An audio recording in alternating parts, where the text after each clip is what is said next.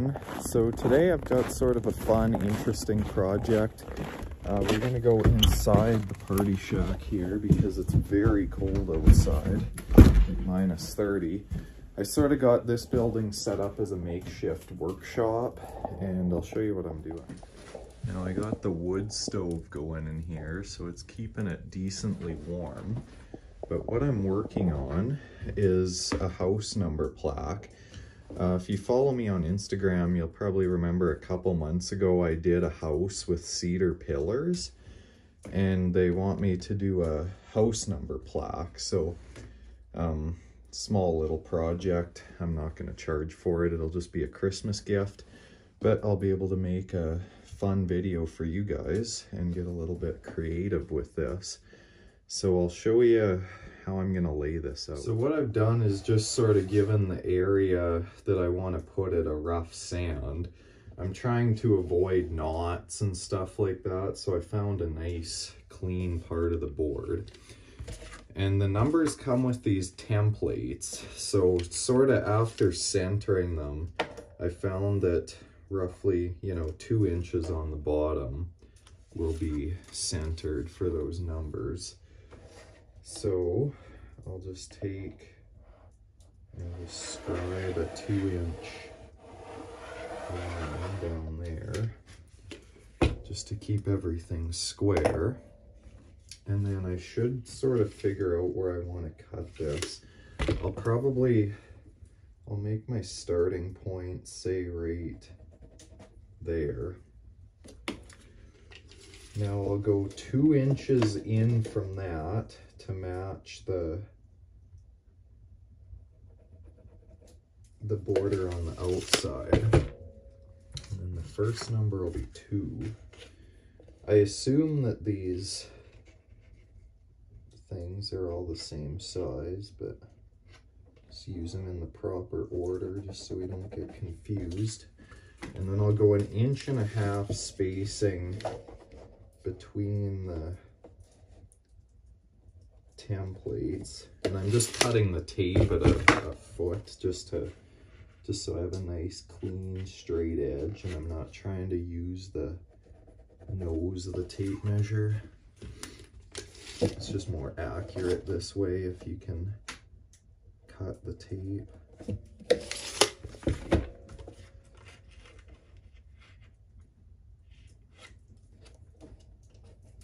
Yeah, I never did make a video on doing those pillars just because it was sort of a quick job. But now, if we sort of place these roughly where they go, and it's sort of supposed to be like a more modern design, because it's like a black and white, or no, I want to go 2 inches. It's like a black and white house, and the stained cedar contrasts really nice. So yeah, I think that'll be what have we got there, 19 inches roughly. That should be a fair sized, the proportions should look right on that. And yeah, I kind of wanted to space the house numbers out a little bit, because sometimes, like, typically you'll see them like that, but sort of a more modern way to do it is space them out just a little bit, like not crazy far apart, but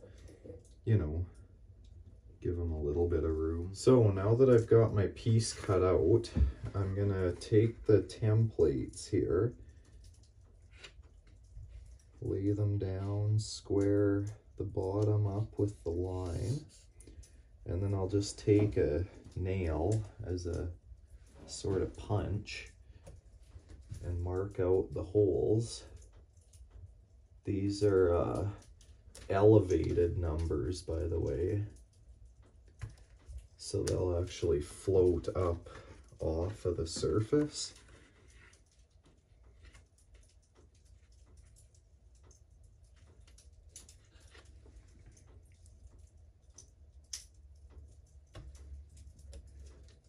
I really should double check to make sure that this is in fact his house number. Might not be a bad idea.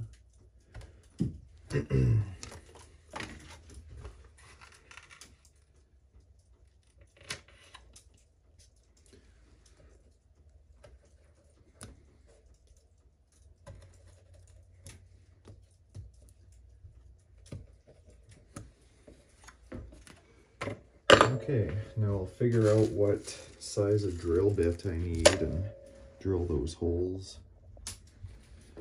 So I figure I'll give this size a try.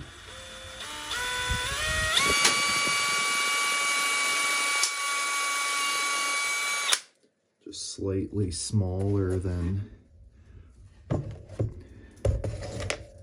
these here. Yeah, I'll probably want to go a bit bigger than that. How about this one?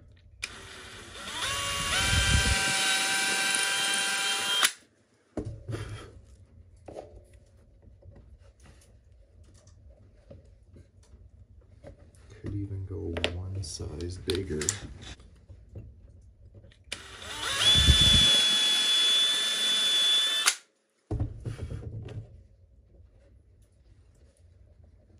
There, that should be about right.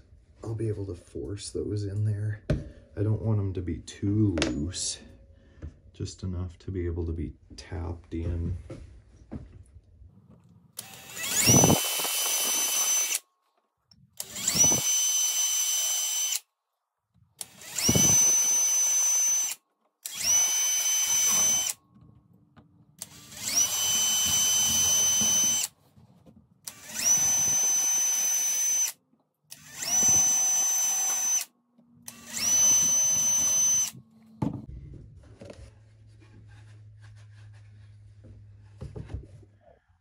Now that I've got all the holes drilled, I'm gonna hit it with all the different grits of sandpaper. Try and get it nice and smooth, see if I can get a lot of that garbage out of there.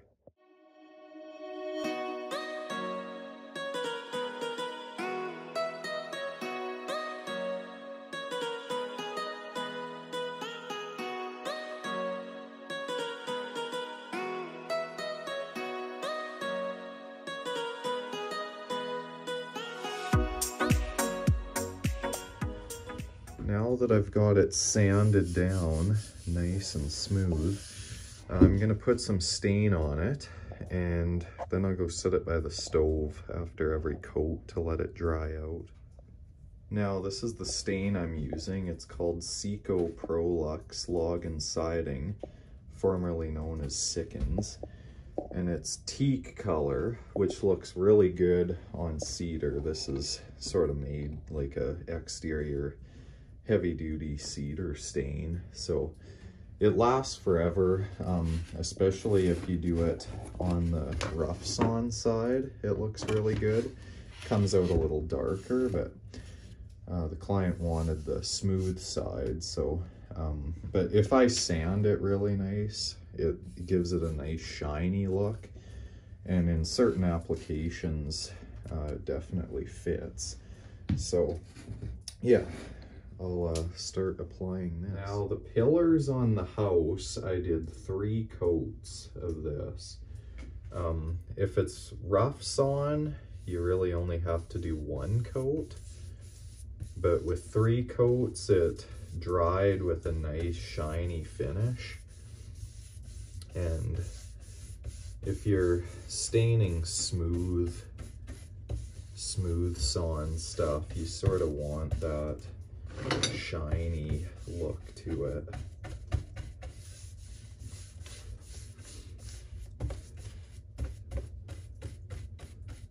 The color doesn't really pop that well on the first coat, but by the second and third coats you can really notice it. It looks really good.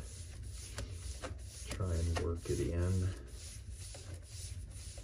I'm just using a old paintbrush. I didn't want to break out the actual stain brush for this because they soak up a lot of stain, so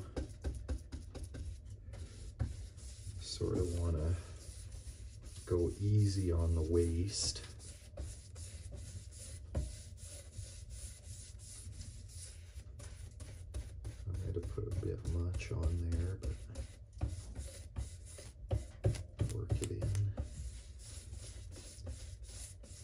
and then around this I want to do a border as well. There's a couple techniques I have in mind, but I haven't quite made a decision yet on what I want to do, so I'll think about that a little bit as this dries and maybe test some stuff out before I actually make a decision.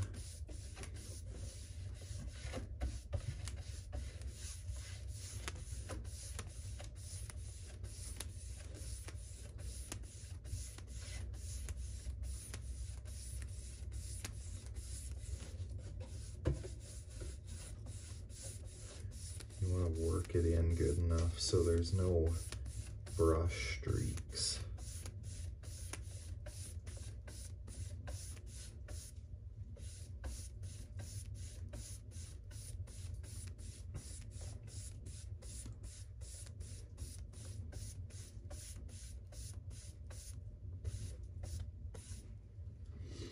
Yeah, that looks pretty good for a first coat.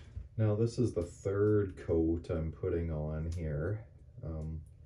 It's starting to get shiny already, but this coat should just darken it up a little bit more, and then it'll more closely match the pillars on the house.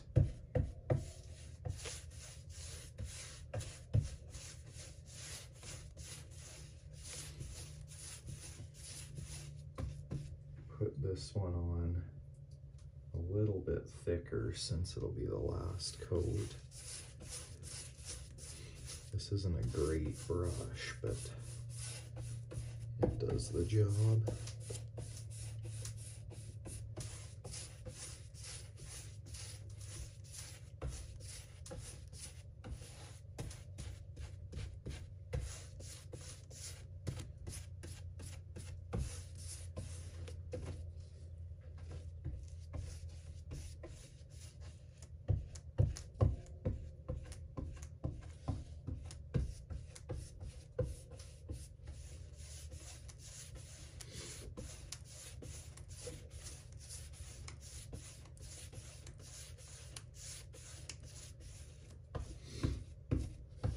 Try and get it as even as possible.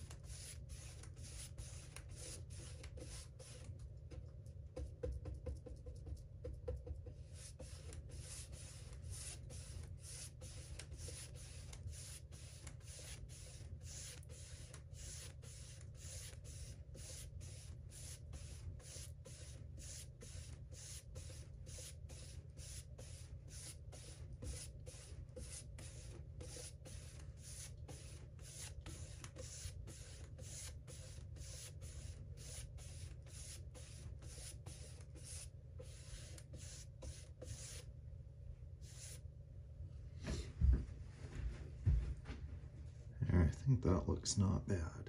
Now I'm gonna let this dry overnight before I put the numbers on, and that way it'll be a nice finished dry coating, so I won't scratch it or dent it, hopefully putting the numbers on. So now that this is dried for all weekend, nice and dry now, so I'm gonna start putting the numbers on. So I think what I'll do for that is just sort of set these in place first.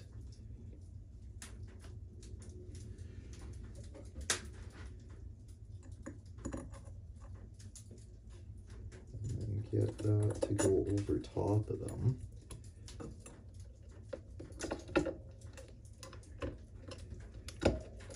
And then just sort of force it in there. I think it'll need a little bit of persuasion.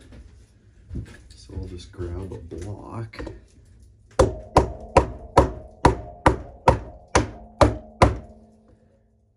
Sort of tap it in, see how Now those are going to come through the back a little bit. Make sure it's not scratching the surface.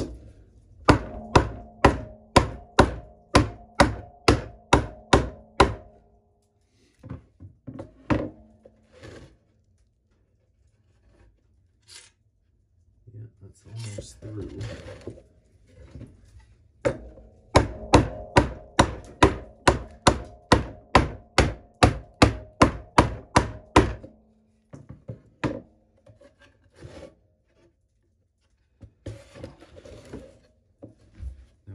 To set it up on something.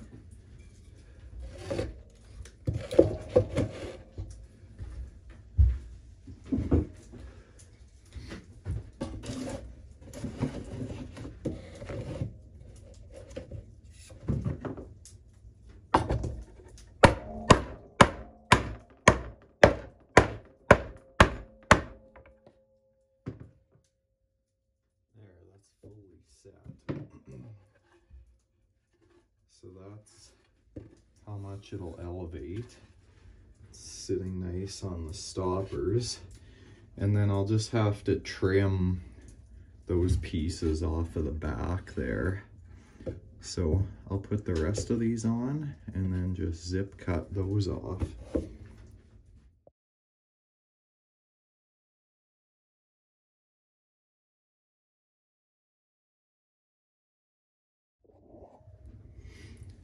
Now I've got the border pieces that I'm going to use on this cutout. So what I think I'm going to do, just to give it a little bit more character, is just put a little bit of a bevel on the edge with the compact router. So like these are all going to get burnt anyways. I'm going to try that at least, see how it looks. And yeah, it should just give it a little bit of an extra profile.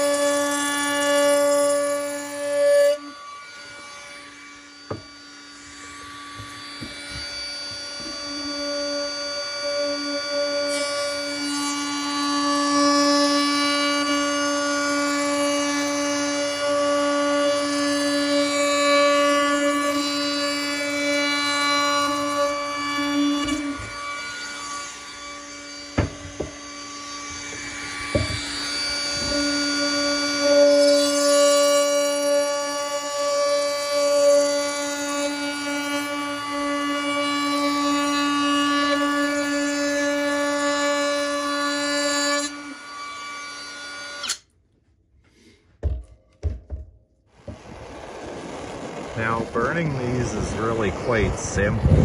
Just take a blowtorch, and some people will just go like this and just do a light burn so you can still see the grain. But I kind of like that alligator look of the charred wood. So I'll get it till it's just about like that. That should be a nice protected finish. So now that I have these all burnt, I'm just putting a protective coating of polyurethane on here. And this will just basically keep all that charcoal from, you know, coming off in the rain or whatever and streaking down the house or anything like that, so you don't get your fingers all full of black soot and whatnot. This will just seal it and sort of keep it protected. And it might have a little bit of a shiny look. I can't imagine it's gonna soak in very much, so we'll see how it dries. But even if it does dry with a bit of a shine, that won't be a bad thing because it'll sort of match the numbers. They're shiny, so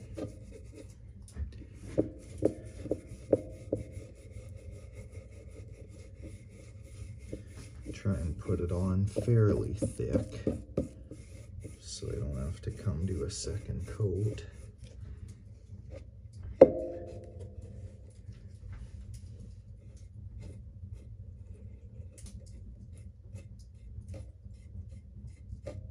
some of the dust off there.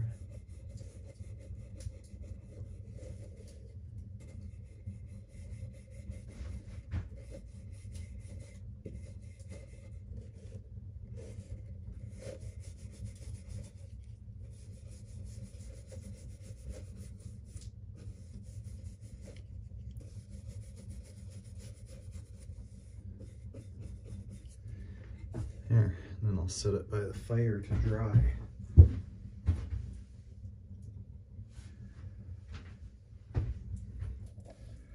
So now today, after these have dried, they actually dried quite dull, not too shiny, which is good, so they still look burnt and not painted.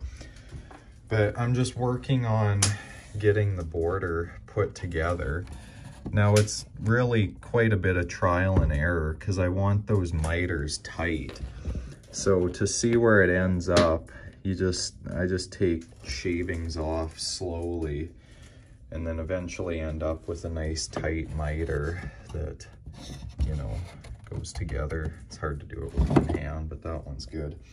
And then yeah, I'll just keep working my way around, and yeah, that should be the completed sign. Now, this is the finished product. Looks pretty good, I think. That burnt wood definitely gives it some character. Something you don't see every day. So thank you guys all for watching. I hope you enjoyed that video. I hope you have a very Merry Christmas and Happy New Year. See you in the next one.